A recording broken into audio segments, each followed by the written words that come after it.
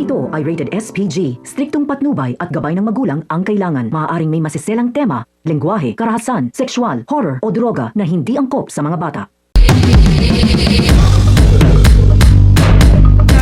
Isang mapagpalang araw mga kapamilya ang mga dapat nating abangan sa Coco Martin Sigabo.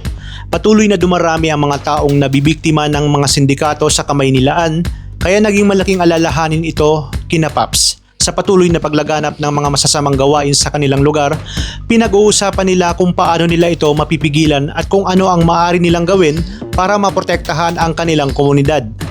Habang iniisip nila ang magiging hakbang nila, napagtuunan nila ng pansin si Gabo. Nakita nila ang posibilidad na muling makabalik ito at makatulong sa kanilang layunin na labanan ang mga sindikato.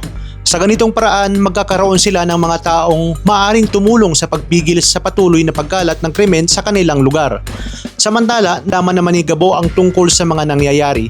Dahil kailangan niya ng pera para sa kanilang pamilya, nagpunta siya kay Paps upang humingi ng tulong. Malaki ang pangangailangan nila sa pera. Nais ni Gabo na maiangat ang kanilang kabuhayan at matulungan si Betchay para hindi na ito magtrabaho sa isang bar. Matapos ang kanilang pag-uusap, nagkaroon ng kasunduan sina Paps at Gabo. Napagpasyahan nilang pagtulungan upang harapin at pigilan ang mga sindikato na patuloy dudulot ng problema sa kanilang lugar.